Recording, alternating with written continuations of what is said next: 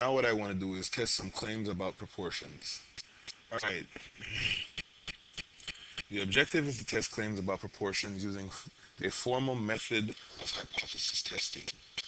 Now, the notation we're going to use is the same notation we've been using for proportion. N is the sample size, p hat is the sample proportion, x over n, p is the population proportion, and the population proportion is going to be based on some claim, which is the value of this claim is going to be in the null hypothesis, and q is going to be 1 minus p. So all the same things. The requirements. Um, well, like always, we require a simple random sample. Um, the conditions for a binomial distribution must be satisfied, and also the conditions um, that we need to use the normal as an approximation to the binomial have to be met. So we have to meet these three conditions. The first is simple random sample. The second one is to meet all the criteria for a binomial. And the third is to meet all the criteria for approximating the binomial with a normal distribution. The test statistic that we're going to use is this test statistic. This is going to be our test statistic. We're going to find the z-score by taking the sample proportion, subtracting the population proportion, and dividing it by the population standard deviation calculated in this way. Okay, so let's see here. Um, let's go ahead and do number 10 here. So for number 10, it says, in a presidential election, 308 out of 611 voters surveyed said that they voted for the candidate who won, based on data from ICR Survey Research Group. Use a zero point zero 0.01 significance level. So alpha is equal to 0.01. Use a zero point zero 0.01 significance level to test the claim that among all voters, the percentage who believe that they voted for the winning candidate is equal to 43%, which is the actual percentage of votes for the winning candidate. What does the result suggest about voter perception? So let's see. We have a lot of numbers here. 308 out of the 611 said that they voted for the winning candidate. So the number of successes then is 308. X is equal to 308. The number of trials then is n 600 or n 11, and that means that p hat, the sample proportion, the proportion of voters in our sample that believe they voted for the winning candidate, is equal to x over n, or 308 over 611, which gives us 0.50. So we have p hat being 0.50, and let's see what else we have. They say they want us to test the claim that amongst all voters, the percentage who believe that they voted for the winning candidate is equal to 43%. So we're going to test the claim that the population proportion is equal to 0.43. And what that means here is that what we're going to do is this one is going to have to be our null hypothesis because it contains equality, and the alternative hypothesis is then p is not equal to 0.43. Right, so let's go through the p-value method here.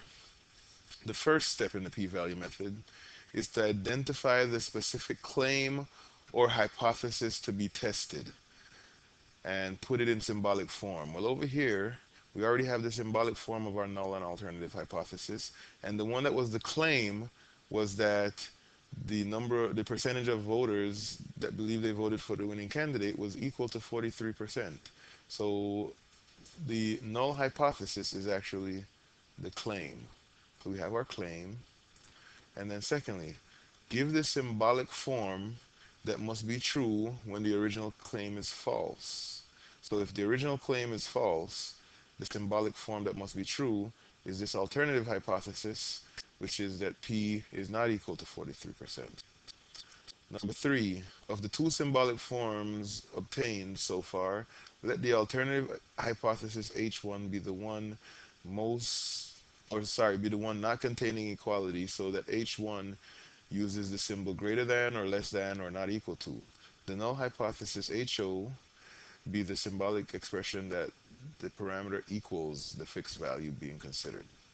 Okay, next we want to select the significance level alpha based on the seriousness of a type 1 error. Make alpha as small if the consequence of rejecting a true null hypothesis are severe, and the value of 0.05 and 0.01 are most common. In our case, we say that alpha is 0.01, that's given to us. Number five, identify the statistic that is relevant to this test and determine its sampling distribution, such as normal, t, or chi-squared. So the statistic that we are going to use is our test statistic up here, this test statistic. So we need to identify that test statistic and find the test statistic and find the p-value. All right.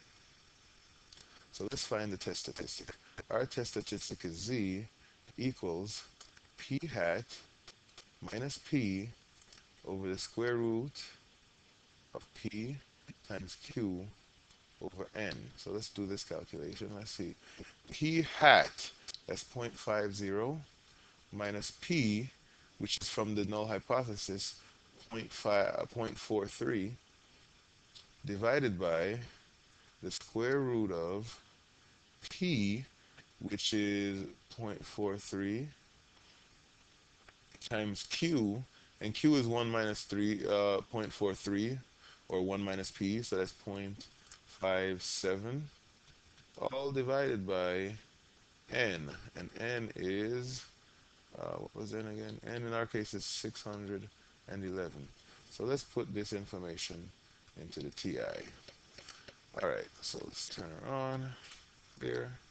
Now what we want is parenthesis 0.50 minus 0.43 close parenthesis divided by the square root of square root of 0.43 times 0.57 divided by 611 close the parenthesis, and our test statistic is 3.49. So this test statistic is 3.49. All right, so we have our test statistic, and now we need the p-value. Well, the p-value, let's see, this is a two-tailed test. It's a two-tailed test because the alternative hypothesis is that H1 does not equal 0.43. So since it's a two-tailed test, let's draw the picture of our standard normal distribution. We need the z-score, we need the p-value, which is the area to the right of our test statistic, but doubled because we also have to have the other tail. So we need to find the area to the right of our test statistic and multiply it by 2. Our test statistic is 3.49. So we're going to find the value to the right, the area to the right. So let's see here. We're going to go to stats. Oops, turn it on first. Clear. We're going to go to stats. We're going to, no, not stats. We're going to go to second. We're going to go to distributions. And we're going to go to the normal CDF, the normal continuous density function, or cumulative density function. We press enter. We're going to put in the left Z, the right Z for this region over here. We're going to put the left Z and right Z for this region. So let's see. The left Z is 3.49. The right Z is infinity, so we put second E99. So the area to the right is 0.00024. And then what we have to do is we have to multiply that by 2 times 2. So we get, oops, not plus, times 2. So we get 0.00048. So our p-value is equal to 0.00048. All right, let's see. The next thing, we found the statistic and the p-value, and we drew the graph that shows the test statistic and p-value here. Now, we reject the null hypothesis if the p-value is less than or equal to the significance level alpha, and we fail to reject if the p-value is greater than alpha. Well, our value for alpha was 0.01, and our p-value of 0.00048 is less than alpha, which is 0.01. So since our p-value is less than alpha, we can reject the null hypothesis. And once we've rejected the null hypothesis, the next thing we need to do is we need to go back and we need to word the claim to fit in non-technical terms. So let's see. The claim was that the percentage who believe that they voted for the winning candidate was 43%. That was actually the null hypothesis. So going back here, we see that if we want the wording for our null hypothesis, we can go here, and let's see here. Let's go through and get the wording for our null hypothesis here. So, from the start,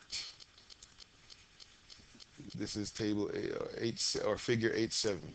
The first question is, does our claim contain the condition of equality? The answer was yes. Our null hypothesis was the claim.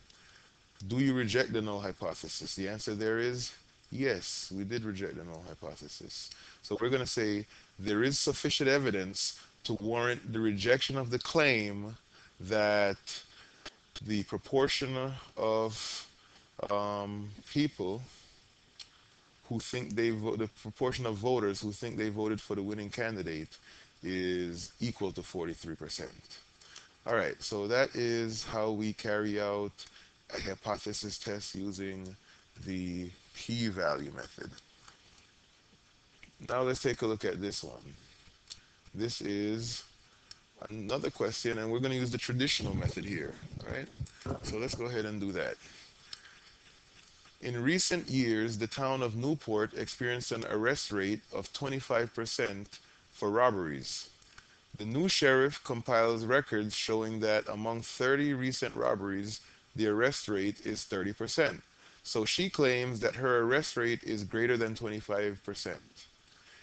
Is there sufficient evidence to support her claim that the arrest rate is greater than 25%? All right. So we haven't been given alpha here. And if you're not given alpha, you can use alpha equals 0.05 as a standard, especially if the risk of making a type 1 error is small. Right, so we have a significance level of 0.05. Then what we want to do is let's go ahead and go through this chart. Identify the specific claim or hypothesis to be tested and put it in symbolic form. So the claim here, she claims that her arrest rate is greater than 25%. So her claim is that her arrest rate, the proportion of arrest, is greater than 25%. This is the claim. So we wrote the symbolic form for the claim. Give the symbolic form that must be true when the original claim is false. Well, if it's not greater than 0.25, then it's less than or equal to 0.25. But because it contains equality, we're just going to write equal. All right? Of the two symbolic forms obtained so far, let the alternative hypothesis H1 be the one containing equality, or sorry, be the one not containing equality. That's this one, H1. And let the null hypothesis, HO, be the symbolic form that the parameter equals a fixed value being considered. So HO would be this one. So we found our null and alternative hypothesis.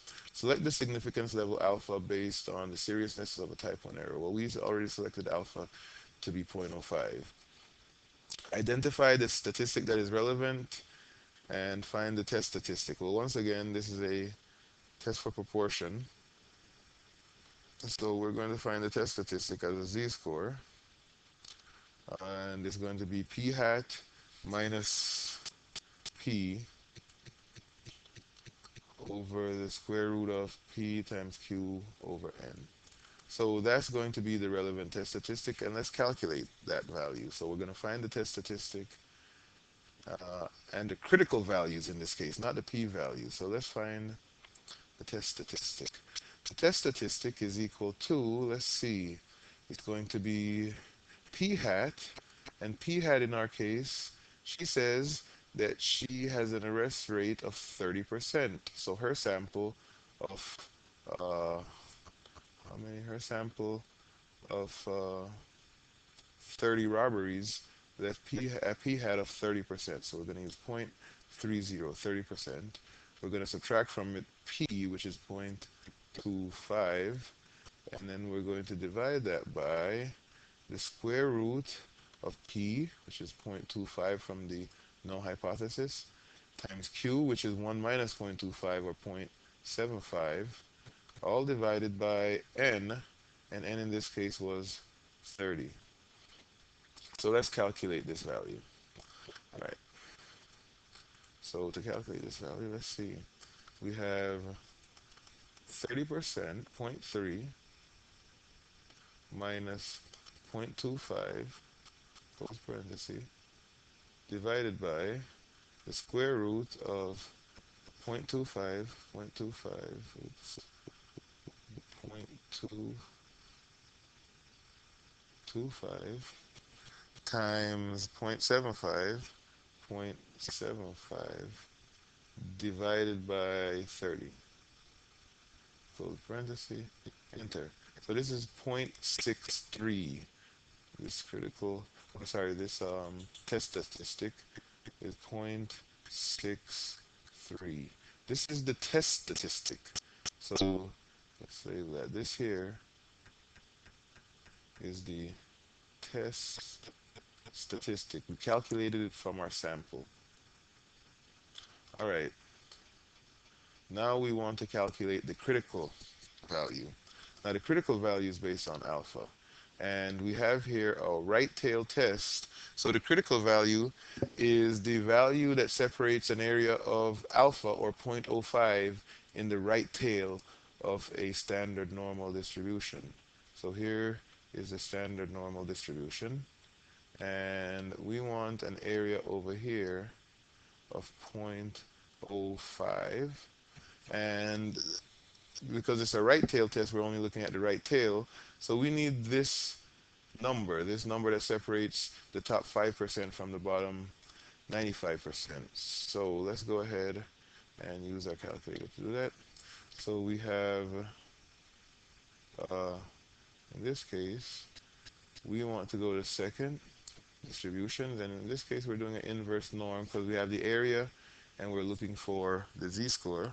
And remember, this function only takes the area to the left, which is 1 minus 0.05 or 0.95.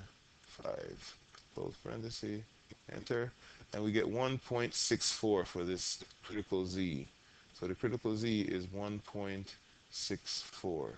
The z of alpha over 2 is equal to 1.64.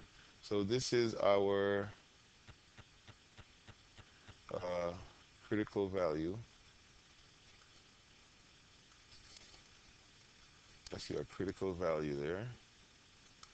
And over here, this tail right here is called the rejection region.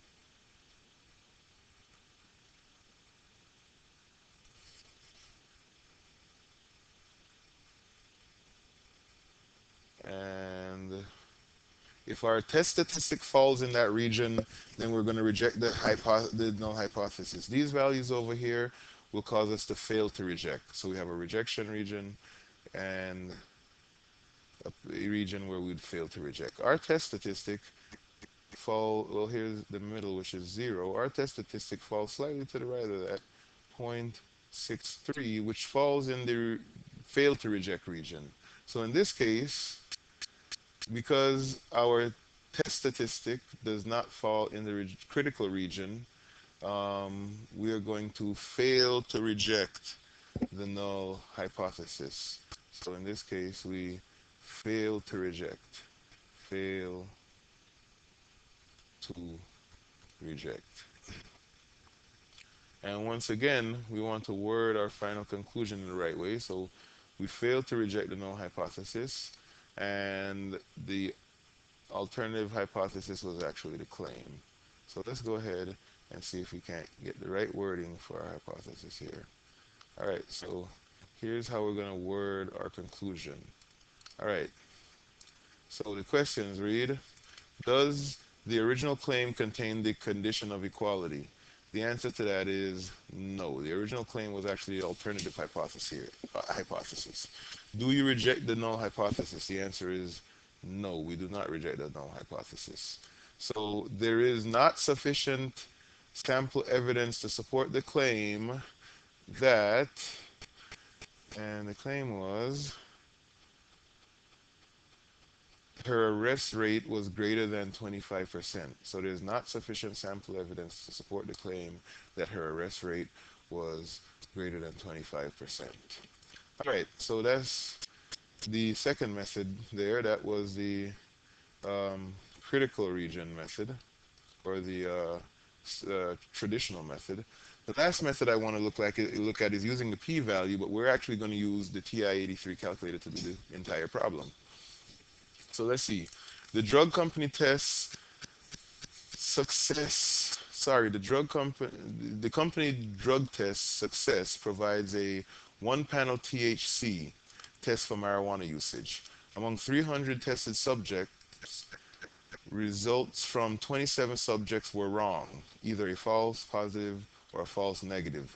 Use a 0.05 significance level to test the claim that less than 10% of the test results are wrong. Does the test appear to be good for most purposes? Well, let's see. Let's collect all the information here. I see that we had 300 subjects, and among those 300 subjects, 27 results were wrong. So the number that were wrong were 27. And use a 0.05 significance level. So alpha, the significance level, is 0.05 to test the claim. Now here's the claim that less than 10% of the tests were wrong. So the proportion of tests that were wrong is less than 10%. Now, because this does not contain equality, it has to be an alternative hypothesis. And the null hypothesis is then that the proportion of tests that are wrong is equal to 10%. All right, so let's see. This is the claim, though. This is the claim. All right. Does the test appear to be good for most purposes? Okay, well, this is all the information we have. Let's go ahead and plug all that information into the TI-83. So it says, if you want to do this on your TI, you first press stat. Well, here's the stat button. Then you select tests. So go all the way over to tests. And then select one prop Z test. So let's see. Scroll down. I see one prop Z test is number 5. And I press enter. One prop Z test. And it's going to ask me for different things. This P naught is actually the population proportion from the null hypothesis. So it's the population proportion that we get from the null hypothesis, which is 0.10. 0.10. Basically the claimed proportion. All right, now, or the proportion from the hypothesized proportion. Now X is 27. N is 300. And then down here, they're asking me, what is the alternative hypothesis? Is it not equal to the P naught, which is 10%, less than 10%, or greater than 10%? Our alternative hypothesis is that P is less than 10%. So we're going to select the one less than. We're going to press enter to highlight that one. So now it's blinking because that's our alternative hypothesis. So all of these tests are going to ask you for your alternative hypothesis. Then we go down and we hit calculate. And here it gives me a couple of things.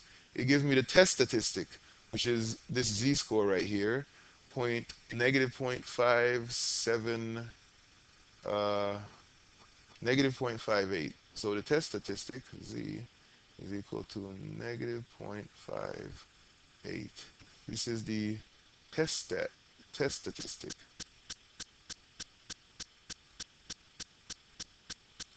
All right, so the calculator gave us a test statistic. Let's see what else it gave us. It also gives us P, and P is P is the P value. So it actually is giving us the P value. It just calls it P. So the P value is also being given to us. So we can determine whether we should reject or fail to reject the null hypothesis right away. The P value is 0.28. The P value is 0.28. And that other number that you're being given, well, it actually says that it's P hat. So P hat is 0.09. So in this case, P hat, which is actually x over n, is equal to 0.09. That's 27 basically over 300. So we didn't need the calculator to give us that number. And the last one, n is 300. That's actually given to us also. The only thing we're concerned with is alpha, or the p-value. That's all we're concerned with, the p-value. Because if the p-value is less than alpha, we reject. If the p-value is greater than or equal to alpha, we fail to reject.